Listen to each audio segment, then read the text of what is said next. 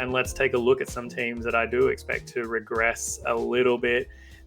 First one up off the block is going to be the Washington Wizards, which is interesting because that I think was like one of our first homework reviews as being a bet on team where the market clearly wasn't properly pricing this team when fully healthy, especially offensively, where they've been really, really good. They continue to still be really, really good, but now it's at a point where it's going to come backwards a little bit, and I don't think the market is ready for that yet. So hopefully we do get the opportunity again to stay ahead of it, ahead of that team specifically as well. So looking specifically at their offense, I kind of have them projected in this next month of basketball to be about 5.5 points per 100 possessions worse than what their current output is. So they are shooting the lights out. Their quality of look is nowhere near as good as what their offense suggests it is at the moment, especially with Monte Morris off the floor. So hoping, obviously, that starts today. We'll talk about the best bets later. But I think that we're at a point now where they're kind of exceeding their expectations individually in terms of their shot chart and shot profile. And so I think there's pretty fair reason to assume that that comes down towards some sort of mean here. And as a result, I think the Washington Wizards offense becomes a bit of a fade. I will be looking at probably some of their team total full games unders going forward, especially when we get super inflated numbers like we have today. And I'll probably look to fade this team as well, ATS. I like Atlanta today. I hate these back-to-back spots, especially where the road team won the first one. That's the only reason I don't really want to get involved with Washington today. Atlanta today against Washington, at least ATS or money line situations. But I do think they are probably better than what the market suggests in terms of value in winning this one outright. So keep an eye on the Washington Wizards totals. That's what I'll be looking at. I think that there's going to be pretty good opportunity to go against that team in these next couple of weeks, especially as well for a team situationally who is fighting tooth and nail for a play-in spot. They very much want to make the play-in. And as a result, like we've spoken about in previous shows, you're going to get these games that are probably going to be slower paced, a lot grittier.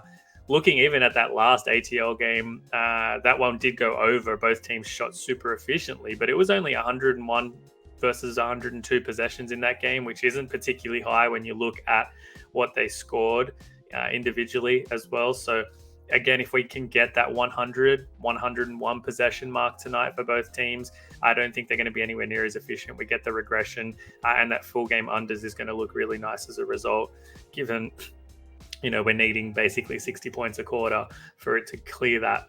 Another team I think I'm expecting some level of regression from, especially offensively, and this one's going to be a tough one to stomach, but the Denver Nuggets on the road, that offense is going to take a big backward step, I think, in my opinion. And if you look at their last 4 road games specifically as well, you already see signs of it. They have put up pretty competitive numbers, but their shot quality numbers and their shot quality output far lower than what it has been this season.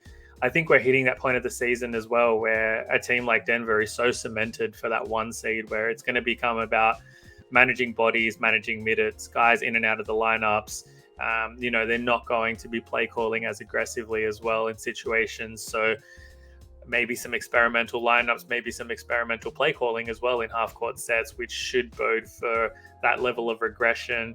My numbers have them basically at about minus 5.2 points per 100 possessions on the road.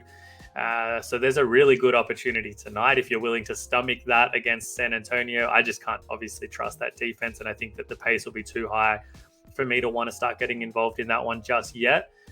But I think there's going to be really good opportunity to take some full game unders, take some Nuggets team total unders, and take opposing teams ATS as well against Denver on the road, where if you're catching more than a couple of possessions, I think that's going to be a really, really valuable spot.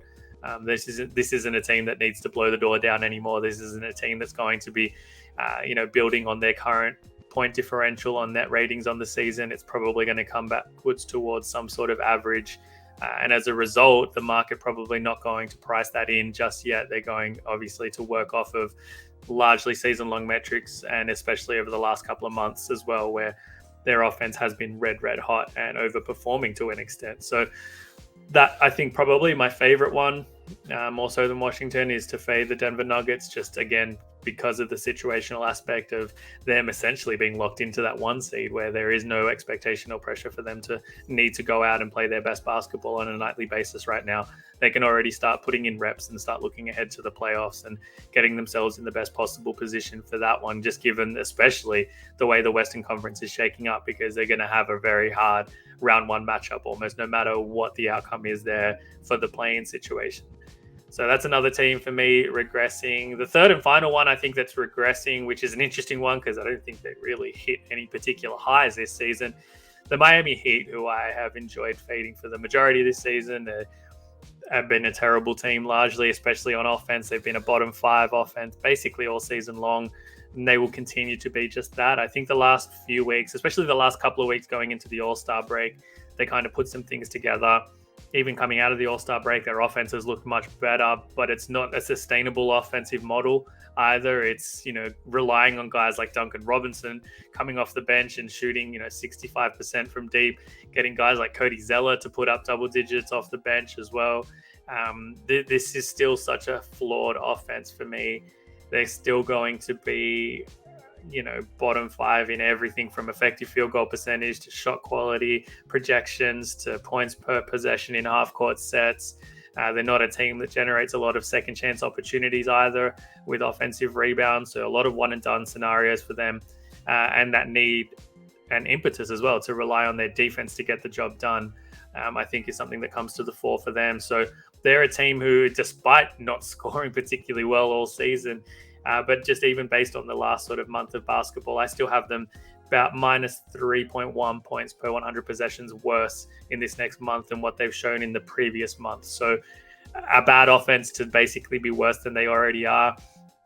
We got a great situation last game where we cashed full game total under on a couple of numbers and their team total under.